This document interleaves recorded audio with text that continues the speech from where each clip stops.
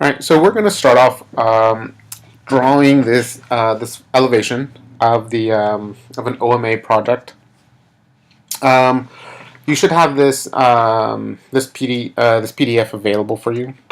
Um, I'm going to start off by opening up just a blank Rhino file. So I just opened this up. I've done absolutely nothing to it.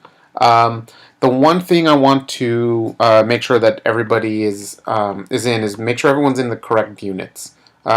If you're not in the inches, you can check down here. Um, there's going to be some issues down the line, so let's just make sure that everyone is in the correct units. So I'm going to type in units, and I want to change the units to two different parts. So where it says model, again, I want to scroll down and make sure that it's in inches. And where it says layout, again, I want to scroll down and make sure that it's in inches. So both model and layout are in inches, and hit OK. And again, this will just make sure that it's, again, just double check down here that it's set to inches. So when we're going to start drawing this, I'd recommend we're going to start drawing down here at the bottom left. So I already have the beginnings of the file. In case you're curious how I have this background, just type in gradient view. It turns it on and off. Gradient view. And again, we're going to start off at this bottom corner. All right, so I do know that this first line is 41 feet 8 inches. So again, I'll just start this off for you. Just start a line. I have ortho turned on. 41 foot, and the foot symbol is to the left of the enter key. 8. And click. So now I've started off with my first line, 41 foot 8. And I'm going to draw these next two lines in two different ways to show you two different methods. So first I'm going to draw this line, 57 foot 8, as a straight line. Let's see, 57 feet 8 inches.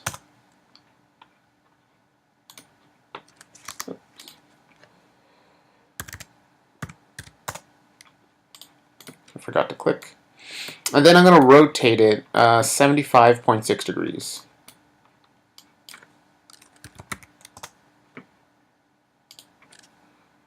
.6, and I'm just going to move this and making sure I'm snapping from there to there. So I'll start off with that line. This line I can do the same thing. Right, I just make a line that's 50 foot 8, and I can just rotate it 77 degrees. Or what I could also do is I can start the rotate command. I'll select this object. I'm going to say copy equals yes in my command line. And I'm going to rotate it, let's see, negative 77. So that it goes up this way. If I would have done regular 77 degrees, it would have rotated in the wrong direction. And then I just want to make sure this is actually 50 foot 8. So I'm going to use a scale 1D command. Scale 1D. Click from this bottom endpoint to this endpoint and tell it I want that entire line to be 50 foot 8. So 50 foot 8. And I can double check this distance. For model units, I'm going to do feet and inches. I'm going to click those 2 points, and it is 50 foot 8. So again, just to continue down the line, again, refer to your the PDF file. All right, so then this next line, it gives you the angle and the length of the line. This line, by the way, is it's just a vertical line. So if you have ortho turned on and just draw a vertical line, it should do the same thing. And then just follow it around until you get to this endpoint. And again, this line is a vertical line. So just make a vertical line that is 49 foot 4. And then you'll come back and finish off the bottom part, right? So this is 4'7". And again, if you just have ortho turned on, these are all either horizontal or vertical lines, right? And then the last one is just to draw in this line. And this is 142.3 degrees. The easiest thing to do with this one is, again, just use this this line and rotate. Make sure copy equals yes is clicked. And we'll click on this center point and type in, you see a negative 142.3. Yep, wrong way. How about we just do 142.3. There you go. And I'm just going to use my extend command just to make sure that it connects to this line. Extend. So now you should have something that looks similar to this. And then we're going to add in this part. So again, this is just a vertical line that is 14'1". You make a rectangle or a series of lines that are 34'3", 45'4", and then use the offset command to offset this 1 foot. And this line is just drawn from the midpoint to this midpoint. And then these additional lines are fairly easy. We're essentially just connecting the dots. So then, for example, this line is just from this endpoint to that endpoint. And just work your way around. This is probably the only one that doesn't have a proper endpoint, but that dimension is located over here. 6'9" gets you that point, which 6'9" to here, which connects to that point. And then we'll go on to draw in this extra part. You could essentially just offset this one, this line 17'7", which gets you here, and then offset it again 27'9". And then if you want, you can offset this bottom line 73'1", and just trim and extend as needed to make it look like this. And this line is just based off of this midpoint. So from this midpoint to this perpendicular. And then I will just do the bottom part. Again, just offset. You can offset this line 9'2", 12'4", and 8'6". And if you want, you can just make a temporary line, just to make a temporary vertical line, and you can just offset it 13'6", which at least gets you to this starting point, and then you can just trim everything that you don't need.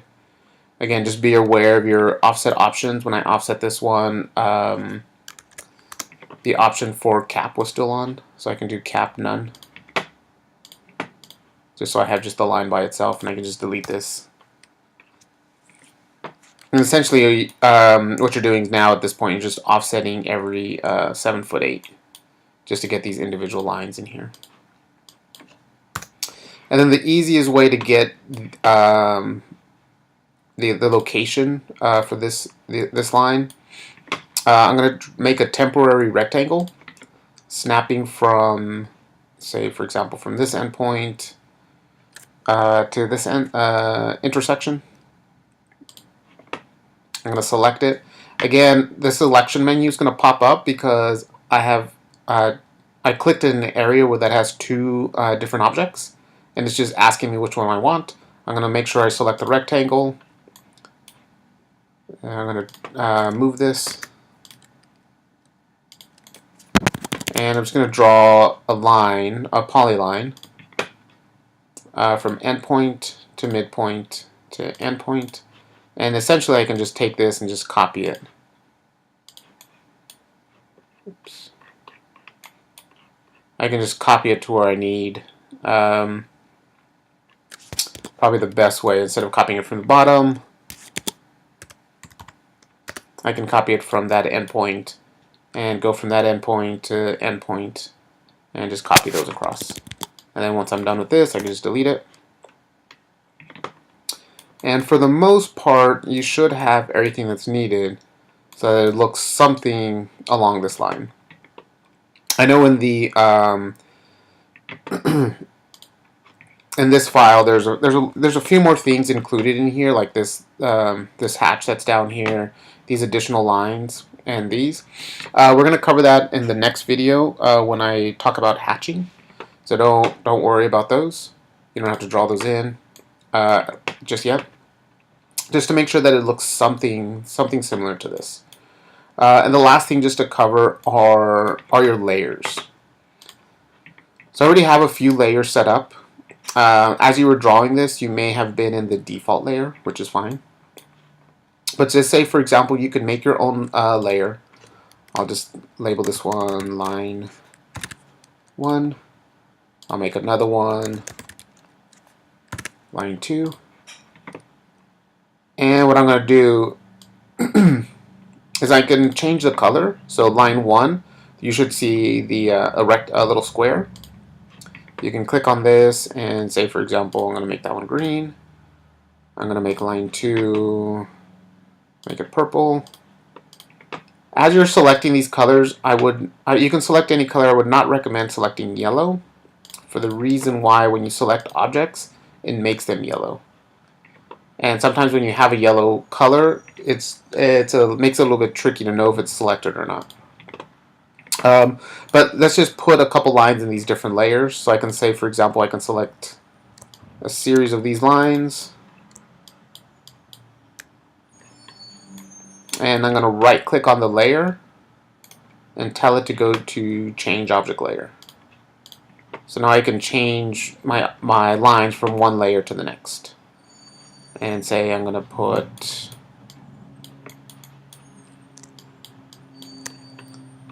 those lines in layer line 2. So I can start to organize things based on layers. I can now turn individual layers on and off. I can lock them so I don't accidentally select them and move them. The other thing that's pretty useful is sometimes you'll have so many layers that you will click on an object and you don't know exactly which layer it's in. You can come over here to Properties and it will tell you which layer it's in. So this one is in layer line 1. If by any chance you do not see Properties and Layers, you can just click or type in Properties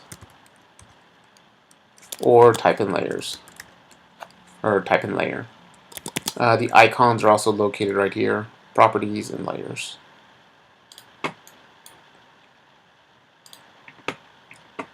So in the next video, we'll cover how to do hatches and finish off the line weights for this elevation.